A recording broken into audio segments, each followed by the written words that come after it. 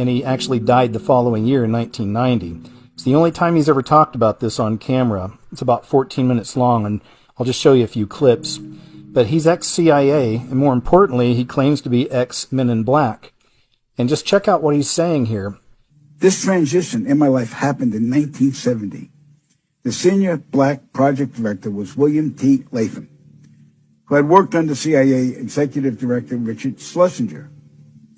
Latham stated that I was the perfect candidate for my new position. I was a foster child, and I had no connections to existing relatives. I had no friends or social life. It was easy for them to erase my past and provide me with a new identity. I gave myself to them as a priest would to his God. But first, my mind had to be erased. I was injected with various forms of mind-altering drugs, LSD, heroin, mescaline, morphine, sodium pentothal, and more. Drug-induced hypnosis followed with antegrade and retrograde amnesia. The goal was to program me to do two things: kill and forget. After 9 months of programming, I had become a man in black. What I later discovered was that not all the men in black were human. About a third were alien hybrids. Their distinctive feature was the absence of whites in their eyes, giving the impression of empty eye sockets. This unsettled me, and it took months to adjust to the reality of alien integration. My assignments largely dealt with UFO sightings and crash sites. In August of 1971, I witnessed my first UFO crash site just north of Edwards Air Force Base in California. Inside the craft were 3 grayed humanoids, 2 dead, 1 still alive. Also in the craft was a human female abductee.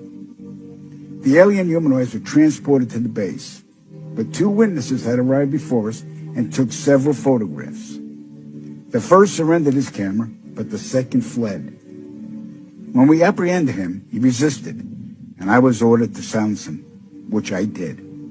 The killing of witnesses was executed with a wand that acted very much like today's taser, but the voltage from the wand would cause immediate cardiac arrest, and the victim's death would be attributed to natural causes. We silenced countless victims, not only men, but women of all ages and even teenagers. The following day, after each kill, our memories were reset, so we would have no recollection of the murders. A good majority of the victims were ufologists and whistleblowers. Among the ufologists I personally silenced were Paul William Cooper, Milton Vigay, Claude Monroe, Anthony Vargas, and noted documentarian Samantha Willis. When my wand malfunctioned with Samantha, I resorted to strangulation. She fought for her life for almost 2 minutes. In recalling this act, I stared into her pleading eyes for the entire duration with absolutely no remorse, guilt, or feelings. That was how effective the mind conditioning was. And it's her face that haunts my dreams more than anyone's to this day. So they stuffed out a documentarian? Yep. Well, that's not good to hear. Yeah. All right, we're going to move on. In 1954, Dwight Eisenhower signed what's known as the Granada Treaty with the alien gray race.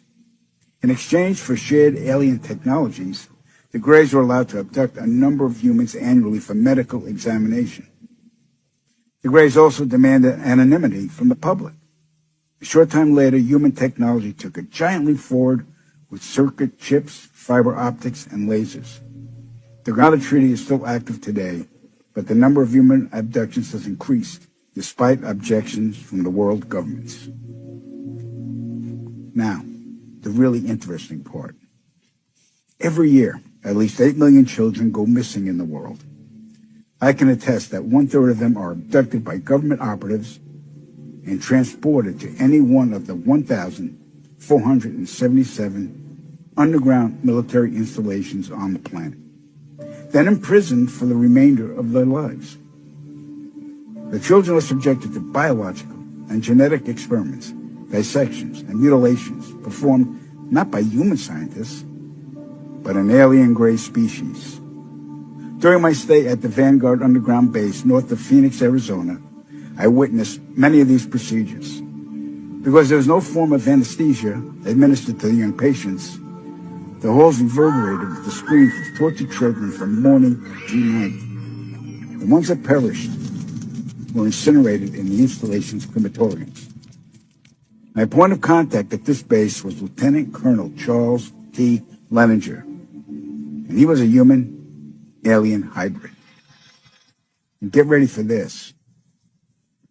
In 1994, the World Population Summit in Cairo, Egypt, had 160 nations participate, where they all agreed that the human population was out of control and must be stopped because the world is running out of resources.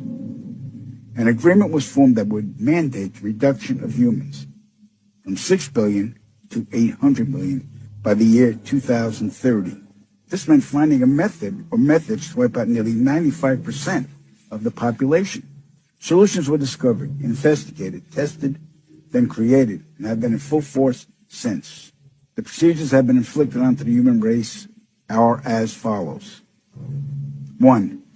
Toxic levels of chemically enhanced fluoride have been secretly added to our drinking water over the last 20 years in every city and community on the planet. I personally oversaw the delivery of fluoride barrels to Denver, Chicago, Tampa, and Minneapolis water departments. The adverse effects of fluoride poisoning to the human body are numerous and debilitating. The effects to children is damage to their neurological development, among other serious ailments. 2. Man-made viruses and diseases. The AIDS virus, which was a designer byproduct of the American Disease Institute, was distributed through vaccines to the public in 1980. Instituted as a preliminary population control tactic, the results were successful and led to more lab-produced viruses that have since been unleashed onto the public.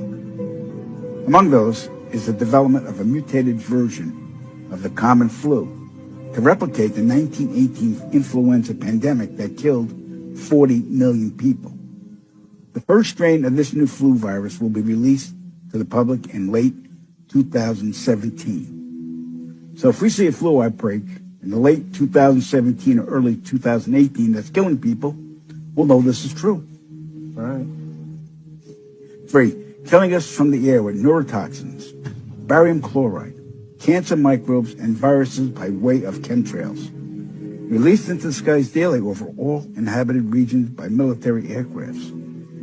The effects of these toxins are severe and over time lethal, causing respiratory ailments, cancer, damage to the immune systems, and sterilization in men.